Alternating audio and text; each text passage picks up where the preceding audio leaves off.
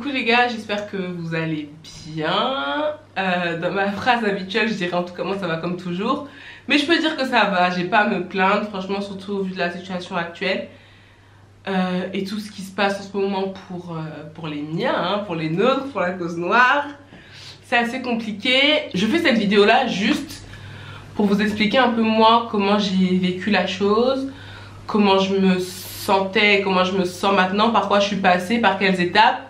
Et ce que je compte faire, et partager un peu mes émotions avec vous, parce que bon, ma chaîne YouTube de base, c'était pour le partage, hein, c'est tourné autour de moi, ce que je ressens, ce que je veux apporter aux gens, et échanger avec vous. Donc voilà, au début je me sentais pas trop de parler et de m'exprimer, tu vois, et je me disais, il y avait des gens qui l'avaient tellement mieux fait que moi. Par exemple, je pense à Crazy Sally, sa vidéo elle était extraordinaire.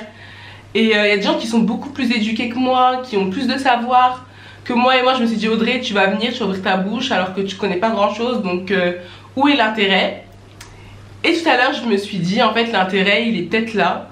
Peut-être qu'il y a d'autres personnes, filles ou garçons comme moi, noirs, qui sont un peu au milieu de tout ça, qui ressentent des choses, qui sont révoltés, mais qui n'ont pas forcément le savoir nécessaire et qui se sentent pas forcément pas légitime pour parler. Parce que voilà, sur Instagram vous avez bien vu, je passais toutes mes journées à partager, à relayer un maximum d'informations parce que c'était important pour moi et je me suis sentie touchée par, plus que touchée d'ailleurs, par tout ce qui s'est passé. En parlant en vidéo pour nous défendre, en fait je me suis dit, est-ce que je suis assez éduquée pour défendre quoi que ce soit? Au final je me dis que chacun a sa pierre à apporter à l'édifice, et que voilà, en tant que femme noire, je pense que j'ai assez de légitimité pour parler. Et peut-être que des personnes se retrouveront dans ce que moi je dis. Je suis un peu stressée, peut-être parce que je sais pas exactement où je vais, mais j'avais envie de dire ce que j'avais sur le cœur. Donc bref, on va commencer par quoi? On va commencer par le début. On a tous vu ce qui s'est passé pour George Floyd, et je pense que ça a été la goutte d'eau qui a fait déborder le vase, en tout cas pour moi. Je sais pas comment vous expliquer, parce que toute l'année on a ce genre d'histoire là. Enfin, on est d'accord, toute l'année on nous montre par A plus B que nos vies ne comptent pas et qu'on peut nous tuer en toute impunité. Ça ne fait rien. Toute l'année on se prend des petits coups, voilà, des petits coups de couteau. Peut-être qu'au bout d'un moment, à force de voir ça, ça nous a rendu insensibles, je ne sais pas. Pas insensibles, mais à force de te prendre des gifles, tu t'y habitues. Je pense que c'est ça, tu deviens peut-être un robot. Ou peut-être que j'étais plutôt dans le déni de pas vouloir voir la vérité en face, et genre de limite occulter cette réalité. Je pense qu'il y a des personnes qui sont comme moi, enfin n'hésitez pas à me dire en commentaire. Donc voilà, je relais les informations, je montrais mon indignation, mais pas comme aujourd'hui je l'ai montré. Et l'affaire George Floyd, comme je vous l'ai dit, ça a été la goutte d'eau qui a fait déborder le vase. Et quand je vous dis que lorsque j'ai vu les images et la vidéo, je l'ai pas vu en entier parce que c'était insoutenable, sur le moment j'ai été écœurée. Mais c'est le lendemain, quelques heures après, hein, que j'ai senti une douleur, les gars. Vous pouvez pas imaginer. Une douleur, genre j'avais une boule qui montait en moi et j'ai explosé en sanglots, et j'ai commencé à me dire, mais qu'est-ce qui se passe? Mais pourquoi? Pourquoi depuis la nuit des temps, depuis toujours, on nous fait subir ce genre de choses là? Pourquoi? Donc j'étais dans le questionnement et je me dis, mais c'est injuste, et je me sentais tellement triste, mais c'était violent. J'avais l'impression que ce policier là nous tuait à tous en fait. En tuant George Floyd, j'ai eu l'impression qu'il nous tuait à tous. Et là je me suis rappelé de tout ce qui s'est passé, de l'affaire Adama, de tous ces gens là qui mouraient tous les jours en fait à cause de leur couleur noire. Et là, j'ai commencé à être submergée par toutes les émotions. J'étais vraiment très mal. Ensuite, après avoir pleuré, la colère est venue. Et j'avais des idées noires. J'étais en colère. Vraiment, j'étais en colère. J'avais envie de tout casser. Et je n'arrivais pas à comprendre. Et je pense qu'aujourd'hui, personne ne peut comprendre. Hein. Ouais, personne ne peut comprendre. En fait, il n'y a pas d'excuse, il n'y a pas de raison, il n'y a pas de motif en fait, à part t'es noir, je te tue parce que t'es noir, pour moi t'es de la merde, et que ça a toujours été comme ça. J'ai commencé, après ma colère, à faire une espèce de chasse aux sorcières en mode ouais, il y a un tel ou tel, ils partagent pas, ça veut dire qu'il en a rien à foutre, tel ou tel il partage pas pour les bonnes raisons, tel ou tel il en parle parce qu'il voit que voilà tout le monde en parle, tel ou tel veut se donner une image, mais au bout d'un moment je me suis dit Audrey, peu importe les motifs de chacun, si la personne veut en parler, que ça soit de bon cœur ou de manière intéressée, si la personne en parle, ça relaie l'information et des personnes peuvent accéder à celle-ci et peut-être, je sais pas, se rendre compte qu'il y a un réel problème. Enfin j'ai réalisé qu'il y a vraiment des gens sur cette terre à qui on doit expliquer par A plus B que la vie des noirs compte. En fait c'est ça qui a eu du mal à rentrer dans mon cerveau et c'est pour ça que j'étais si en colère, si triste, si truc. Parce que pour moi c'était pas quelque chose qu'on devait expliquer en fait. Pour moi c'est quelque chose des êtres humains, donc oui, enfin ça compte.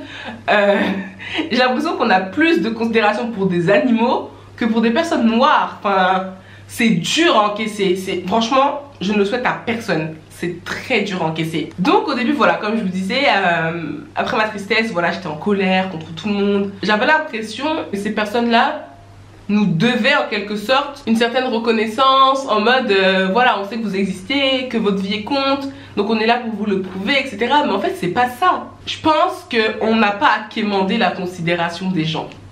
C'est terminé, ce temps-là est révolu. Nous tout ce qu'on veut c'est le respect. Tu vois ce que je veux dire? Le respect, la paix. Si on l'a pas, on va l'arracher.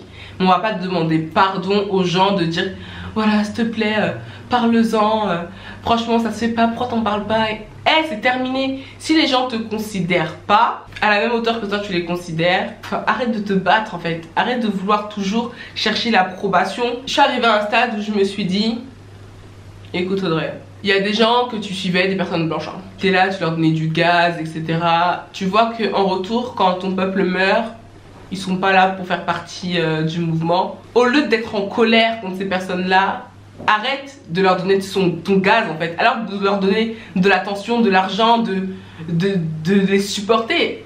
Simplement, ne va pas gaspiller ta salive à vouloir quémander telle ou telle attention de ce genre de personnes-là, tel ou tel respect.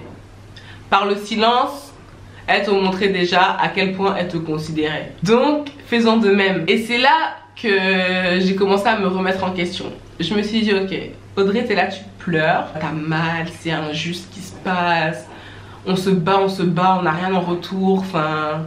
Ok, d'accord, t'as mal. Mais toi-même, en tant que personne, qu'est-ce que t'as fait pour ta communauté?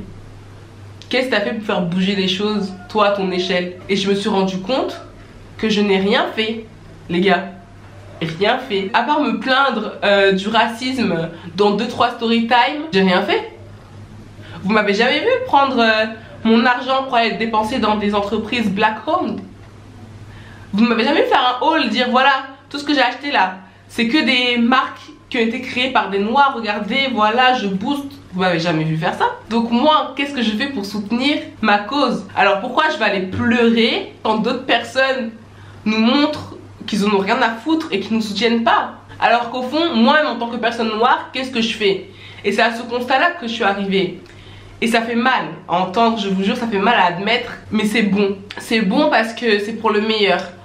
Et je me dis que voilà Audrey, aujourd'hui t'es là, t'as la grande bouche et tout, mais tu t'as pas fait grand chose pour faire bouger des choses. T'es la première à aller acheter les palettes de Stananas qui sortent pour faire des revues, mais quand il y a les Julicious qui ont sorti leurs palettes, il y a les Tanya Blonde qui ont sorti leurs marques, les produits qui sont élaborés, des gens qui se battent, il est où ton argent? Ton argent, où il va? Chez les gens qui te soutiennent et qui t'aiment ou chez les gens qui te méprisent?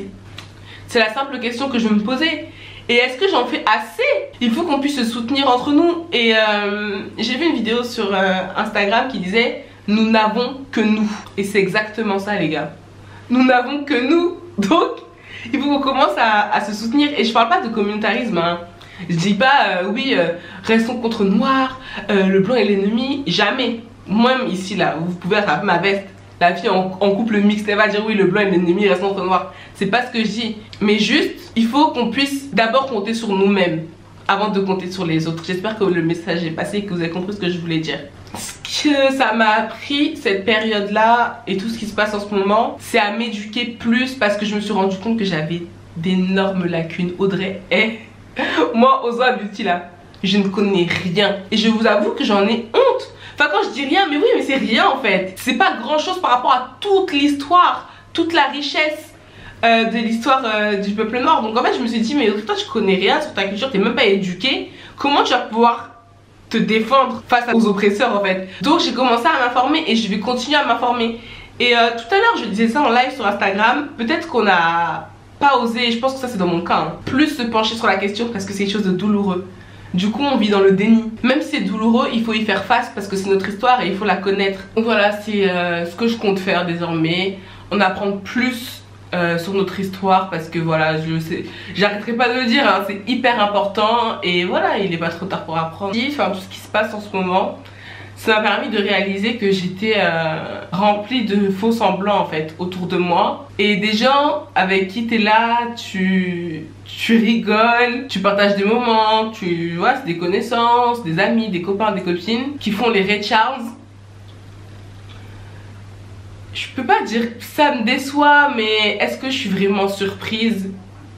Je ne sais plus les gars, franchement. Ça a permis de faire le tri et ça c'est génial. Donc sachez hein, toutes les personnes de mon entourage plus ou moins proches, que si vous avez fait les Ray Charles pendant ce moment là, comme j'ai dit, pas vous demander pardon pour nous considérer, hein, vous montrer une part d'humanité. Je vais pas vous demander pardon pour faire ça, vous supplier, juste considérer que je suis morte à vos yeux et que vous êtes mort à mes yeux aussi. C'est tout, franchement sans rancune. Mais désormais je vais donner de l'amour et de l'attention qu'à des personnes qui me respectent en retour et qui me donnent de l'amour et de l'attention. Vous voyez ce que je veux dire? Mais je voudrais finir sur une note un peu plus positive et vous dire que je suis vraiment fière de vous, de nous, de s'être unis pour la même cause. Et je parle pas forcément aux personnes noires, hein, je parle aux personnes de tout horizon, de toute carnation, de toute origine, qui se sont joints à la cause noire. Je suis très fière de ce qui se passe en ce moment, très fière d'être noire, plus que jamais. Et juste essayez de préserver quand même votre santé mentale, parce que consommer autant d'images choquantes et révoltantes, je vous jure que ça fait pas tant de bien que ça. Je finirai par vous dire que je vous aime de tout mon cœur. Je parle pas forcément à ma communauté, hein, je parle au peuple noir. Je vous aime de tout mon cœur. Je vais continuer à donner de l'amour, même plus qu'avant. C'est l'amour qui gagne au final. Moi je vous fais d'énormes bisous, prenez soin de vous et on se dit à bientôt sur ma chaîne.